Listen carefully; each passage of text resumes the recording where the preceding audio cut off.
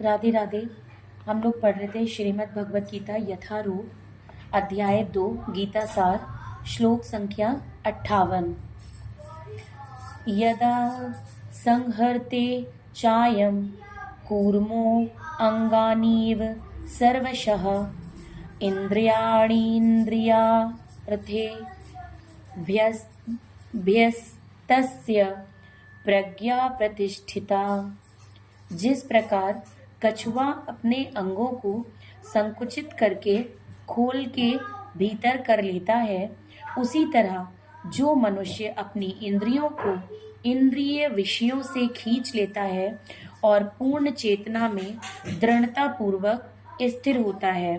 तात्पर्य: किसी योगी, भक्त या आत्मसिद्ध व्यक्ति की कसौटी ये है कि वह अपनी योजना के अनुसार इंद्रियों को वश में कर सके, किंतु अधिकांश व्यक्ति अपनी इंद्रियों के दास बने रहते हैं और इंद्रियों के ही कहने पर चलते हैं।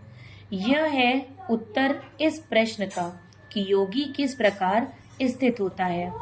इंद्रियों की तुलना विषैले सर्पों से की गई है। वे अत्यंत स्वतंत्रता पूर्वक तथा बिना किसी नियंत्रण के कर्म करना चाहती हैं। योगी या भक्त को इन सर्पों को वश में करने के लिए इस एक सपेरे की भांति अत्यंत प्रबल होना चाहिए। वह अब उन्हें कभी भी कार्य करने की छूट नहीं देता। शास्त्रों में अनेक आदेश हैं, उनमें से कुछ करो तथा कुछ न करो से संबंध है। जब तक कोई इन करो या ना करो का पालन नहीं कर पाता और इंद्रिय भोग पर संयम नहीं बरतता है, तब तक उसका कृष्ण भावनामृत में स्थिर हो पाना असंभव है। यहाँ पर सर्वश्रेष्ठ उदाहरण कछुए का है। वह किसी भी समय अपने अंग समेट सकता है और पुनः विशिष्ट उद्देश्यों से उन्हें प्रकट कर सकता है। इसी प्रकार कृष्ण भावना भावित व्यक्तियों की इंद्रियां भी केवल भगवान की विशिष्ट सेवाओं के लिए काम आती हैं, अन्यथा उनका संकोच कर लिया जाता है।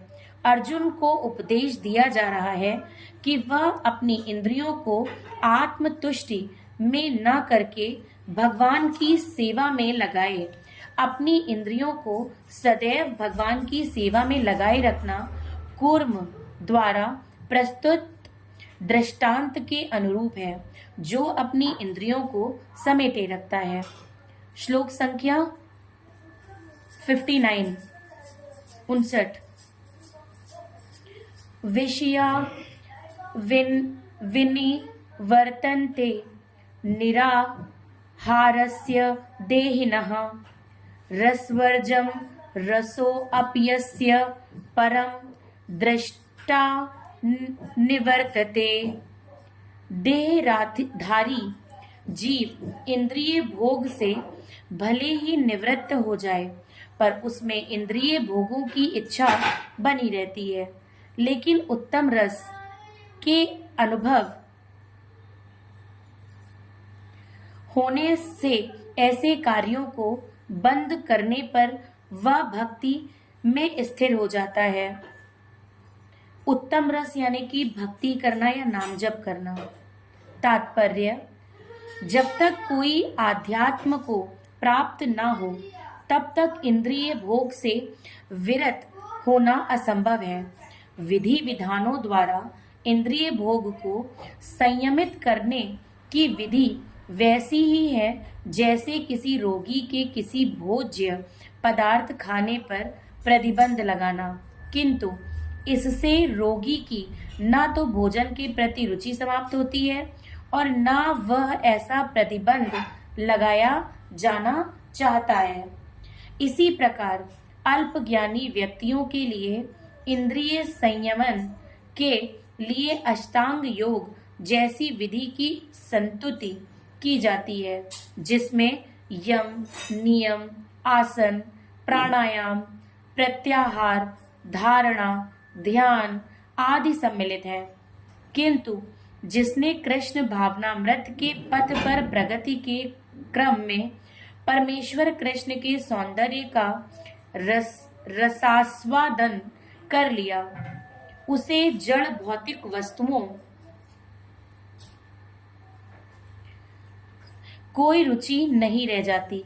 अतः आध्यात्मिक जीवन में ये सारे प्रतिबंध अल्प ज्ञानी नव दीक्षितों के लिए हैं।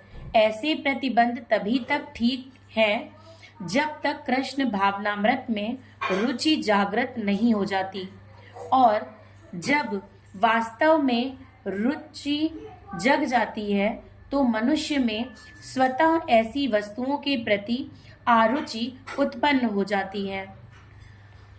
श्लोक संख्या 60। यततो ह्यापि कौन्तेय पुरुषस्य विपश्चितः इंद्रियाणि प्रमाथिनी हरन्ति प्रसंभम मनः। हे अर्जुन, इंद्रियां इतनी प्रबल तथा वेगवान हैं कि वे उस विवेकी पुरुष के मन को भी बलपूर्वक हर लेती हैं, जो उन्हें वश में करने का प्रयत्न करता है। तात्पर्य: अनेक विद्वान ऋषि, दार्शनिक तथा आध्यात्मवादी इंद्रियों को वश में करने का प्रयत्न करते हैं, किंतु उनमें से बड़ा भी कभी कभी विचलित मन के कारण इंद्रिय भोग का लक्ष्य बन जाता है। यहाँ तक कि विश्वामित्र जैसे महर्षि तथा पूर्ण योगी को भी मेनका के साथ विषय भोग में प्रवृत्त होना पड़ा। यद्यपि वे इंद्रिय निग्रह के लिए कठिन तपस्या तथा योग कर रहे थे। विश्व इतिहास में इसी तरह के अनेक दृष्टांत हैं। अतः पूर्णतया कृष्ण भावना भावित हुए बिना मन तथा इंद्रियों को वश में कर सकना अत्यंत कठिन है। मन को कृष्ण में लगाए बिना मनुष्य ऐसे भौतिक कार्यों को बंद नहीं कर सकता। परम साधु तथा भक्त यामुनाचार्य ने एक व्यवहारिक उदाहरण प्रस्तुत किया है। वे कहते हैं, यद्वदी मम चेतः कृष्ण पदारविंदे नवन वर्षधा मन्युद्यतम रंतु मासीत तदवधि बत नारी संगमे स्मर्यमाने भवति मुख विकारः शुष्टुः निष्ठीवनम च। जब से मेरा मन भगवान कृष्ण के चरणारविंदों की सेवा में लग गया है और जब से मैं नित्य नव दिव्यरस्य का अनुभव करता रहा हूँ, तब से स्त्री प्रसंग का विचार आते ही मेरा मन उधर से फिर जाता है और मैं ऐसे विचार पर थू थू करता हूँ। कृष्ण भावनामृत इतनी दिव्य सुंदर वस्तु है कि इसके प्रभाव से भौतिक भोग स्वतः नीरस हो जाता है। यह वैसा ही है जैसे कोई भूखा मनुष्य प्रचुर मात्रा में पुष्टिदायक भोजन करके अपनी भूख मिटा ले। महाराज अम्बरीश भी परम योगी दुर्वासा मुनि पर इसलिए विजय पा सके क्योंकि उनका मन निरंतर कृष्ण भावनामृत में लगा रहता था। स वै मनः कृष्ण पदारविंदयोः वचांसि बैकुंठ गुणानुवर्णने। आज यहीं पे विराम देते हैं। श्लोक संख्या 61 से कल पढ़ेंगे। राधे राधे।